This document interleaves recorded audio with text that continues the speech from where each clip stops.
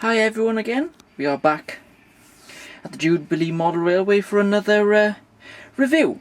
And today, as you probably can tell, we're going to look at the Hornby Heritage Rail Express, which includes the 8p Duke of Gloucester there, and 3 maroon coaches. So what we're going to do in this video, have a look at some of the details of the loco and the 3 coaches, see what's good and what's not, and generally have a look and then give this engine a run. So what we're going to do, get to the open of the box first and see what we get inside. I'm going to put the camera down. So, as you can see there, it says BR Standard Class 8P Duke of Gloucester. So let's get into the box and let's see what we can find in here. Right, there's the outer box. It's got this kind of white sort of sheet on it, just for protection of the loco and coaches inside. Right, we've also got this. It's the usual Hornby few operating things there, standard class. Running hints down the bottom. You can just see that there, running hints. Tells you to run it in, which we knew that already. And also we've got some other bits and pieces, safety notices and whatever. Don't never really listen to much of this. Just get the engine out the box, chuck it on the track and off we go is the best. So what we're going to do now, we'll have a look at some of the coaches, just quickly. I'll just get one of these out the box. There is 3 in here, as you know. Wrapped in this sort of very thin paper.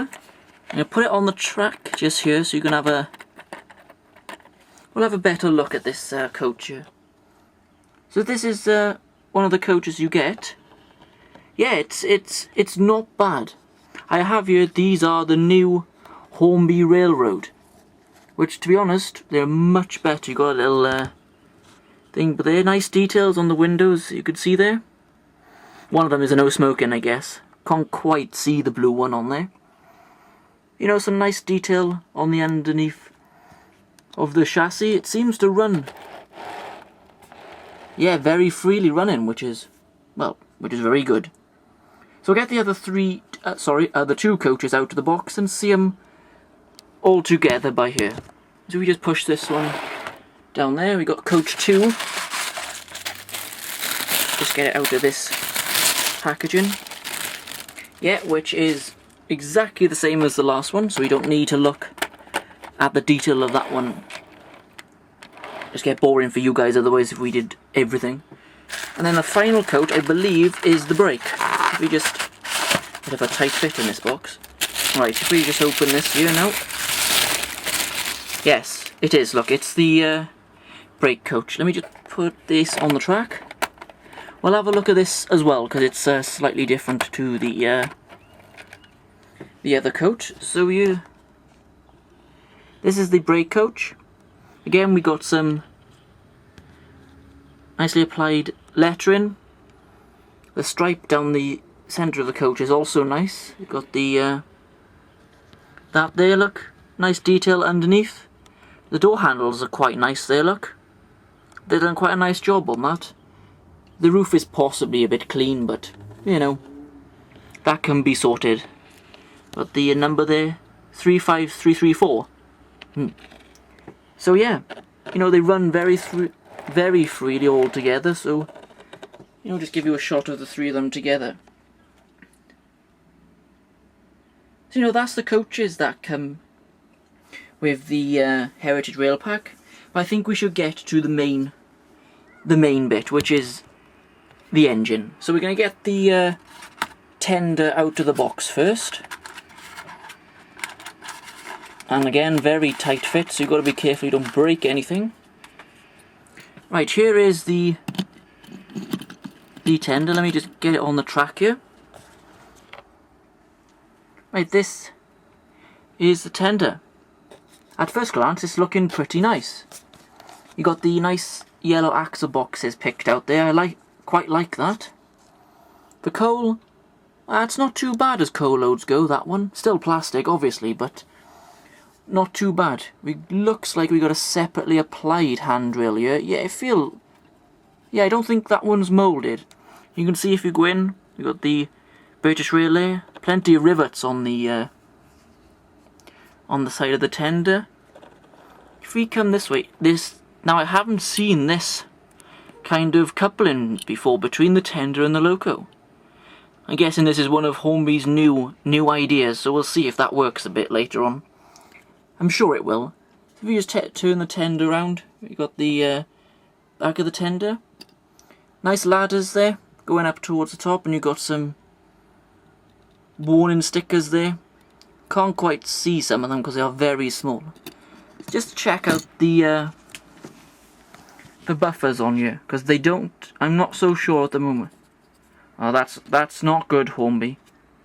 These are not sprung, and even worse, they are plastic. That is a bit of a no-no there, Hornby. That's just pure laziness, to be honest. Putting plastic buffers. Yeah, they don't look too bad, but you can tell they're plastic.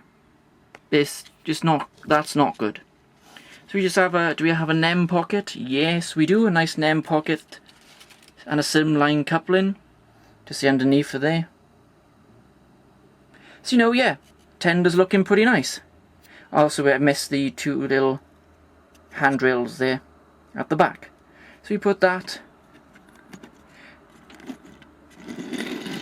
Seems to run very smoothly as well.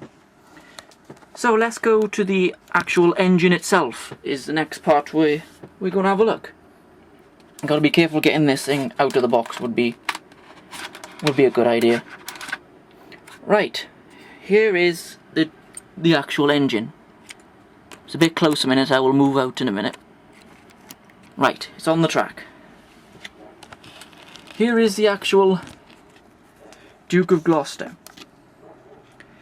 So it's looking pretty good. We've got separately applied handrails along the smoke deflectors and down the length of the boiler.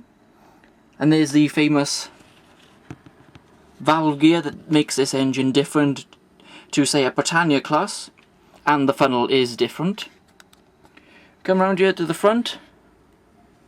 Yeah, it's looking pretty nice. The front again, handrails. Now I'm guessing these buffers are probably the same as the tender. Yeah, they are. I don't know why Hornby have done that. That's just silly. And this one's not really on straight either. But small details. Small details. You've got some nice different colouring on the pistons here. The wheels and connecting rods all look pretty good. Come to the cab. The nice detail here, look, some of it moulded. Another warning sign. And there's a number 71,000. Got plenty of rivets all along here. And you've got this silver handrail again. Now we come to the rear bogie under the cab. Now on most Hornby's locos, as you know, for some reason I just can't guess why Hornby do this. It is fixed. Doesn't move, swivel, nothing. And it's got a flangeless wheel underneath. Now I never understood why Hornby do this either. To me, it doesn't really help the engine go round corners, because it's supposed to swivel round, so it shouldn't make any difference to the engine's performance on the curves. So I don't know if that's them just trying to be cheap again. Yeah, it could be. Unless they have another reason for it. I don't know. So let's go and have a look at the cab of this engine. Here is the cab inside. You can't really see the detail. There is a very good reason why you can't see any detail in the cab. Well, I'll tell you, there isn't any detail at all in this cab. A few moulded black plastic parts, which, it doesn't bother me too much because you don't see the cab in the interior when the engine is running. But in 2014 on a brand new model. Yeah, well, considering this is the top of the range one, well, I think Hornby should have put cab detail in this. I'd understand if this is a railroad version, it doesn't matter. But this is the top of the range Duke of Gloucester, and to be honest, it should really have that cab detail. As I mentioned just now, the Hornby railroad version, to be honest, if you want my opinion, don't buy it. It is not a very good model at all, the Hornby railroad one. Yes, it's cheaper, but if you want my opinion, I would save up the extra, I'm not sure how much it is, and buy this one, or the pack.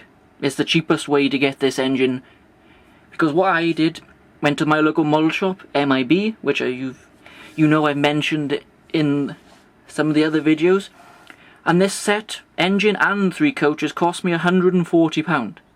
Well, to be honest, that is really, really good value. I know the engine does have a few, not so good points. The buffers and the cab detail, and it has got quite a lot of moulded detail on this loco. But, you know, it has good points. You know, the handrails are nice, the livery is good, tenders looks good, and the other thing is this engine weighs as much as a diesel loco, which, to be honest, is one thing you say about that. It's about time that a British steam loco, that is, weighed a decent amount. There is really good weight on this engine, so it should, on a flat layout, it should pull, well, a scale length train then, which would be 10-11 coaches. It should do it, depending on how good the motor is.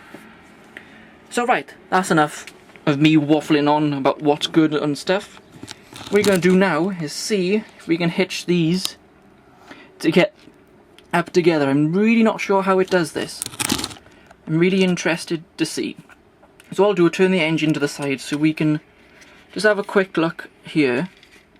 Ah, there's a little notch just here, which I'm guessing, yes, should just fit over that. Yes, it does. See it there? And then you can have it on the closer one, depending on the sharpness of your corners. So let me put it back on the track here now a minute. Oops. So you can have a good look at the engine. Right, the engine is on. Yeah, nice coupling actually. That's really, really simple connection. I gotta say, I like that. Hornby, well done. No messing about trying to put it in this tiny slot and all the rest of it. So that's the sort of the look at this engine. Overall, yeah, it's pretty good, but as you've seen, Hornby have done some cheapy things on this loco. So what we're going to do is see how this thing runs. And I'm hoping it does run well, because if it doesn't, oh dear, we have a problem. So what I'm going to do is get the packaging out of the way just here, put this engine on the track, and we'll, without the coaches, got to be running first, as you know, and we'll see what this thing is like once on the track. So we just leave the camera there while I just set up. If we get rid of this outer box. Oh, one thing I've just noticed, you do get this bag of spares. We've got the brake rods there, and I think, yes, there's something to go on the bottom of the cylinder. So there's a few little bits and pieces you can add on in there. And some, I think there's a couple for the front. Yeah, I probably won't put that on. So that's the little spare thing on there. And what we're going to do now, let's get this engine on the track. This is DC at the moment, so let's get this thing on the track. I'm going to put this on the furthest coupling because I'm not sure if it'll go around the track. Right, let's turn it round carefully. Oh, and it's decoupled. Right, let me just put that back on there. Come on. There's me saying it was easy. Right, there we go. Get this thing on the track nicely. No, that's not good. It's come apart again. Why does that always happen? When you want to video things, just don't want to do what they're supposed to do. Right, let's try again. Right. I think we're on. Yes, I believe we are on the track there. So what we're going to do, obviously we're going to give this a little run. This controller I'm using is, well, broke. If you turn it this direction, turn it on, nothing. That's not the engine. Don't worry guys, nothing to do with the engine. So what I'm going to do, if I just put it back the other way, the engine, you just pull it back really carefully here. You should never really do this. Puts dirt on the wheels and you really don't want that. Just move it forward slightly and just see how this thing actually runs. This has not been run yet. So this is the first run it's ever had. Yeah, not too bad straight out of the box. No real noise, no real jerky movements or stutter, so that's well done there, Hornby. Very nice indeed. I do like it. So, it's time to, well, do the running of this engine, which is half an hour in each direction. That's what I would recommend, and I'm sure that's what they do as well. So I'm going to give this engine a run. We'll have a look at it moving on a few different spots around the layout, and then towards the end we're going to put the 3 coaches on it to see what it properly looks like while it's moving with the 3 coaches. Right, take it away, Duke of Gloucester.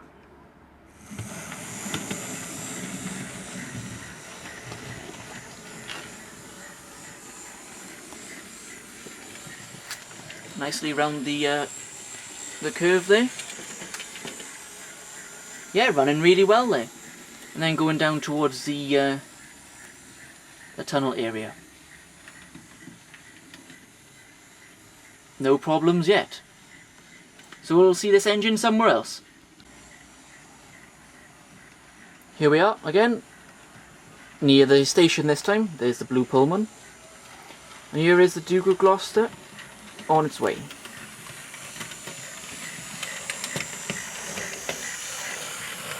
Yeah, running pretty smooth there.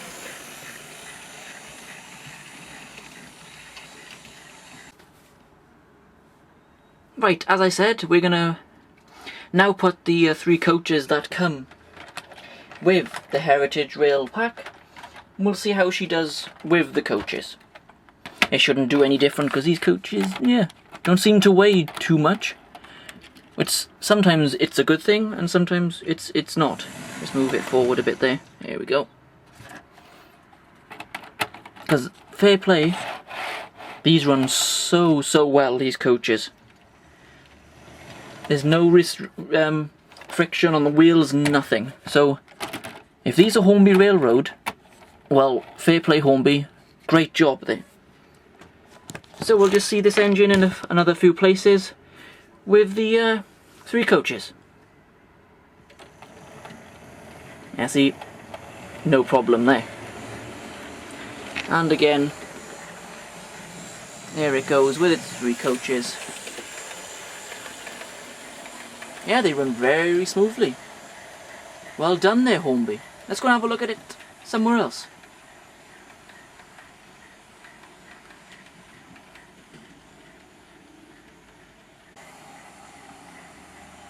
Here it is again, passing the blue Pullman for a second time, but with the 3 coaches. And here she is.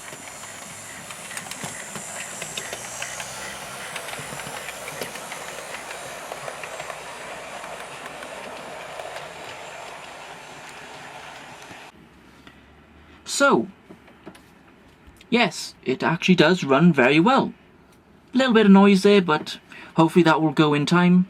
The coaches, I'm really impressed with those. They run really good. You know, nice detail. Really nice. And the engine, well, you know, I've been moaning about it. It is, I do like it. In real life, I gotta say, this is one of my favourite locos. You know, I've had the privilege of being behind it twice on the main line. Even once up the Settle and Carlisle, and to be honest, that was pretty special that day. Long time ago, though.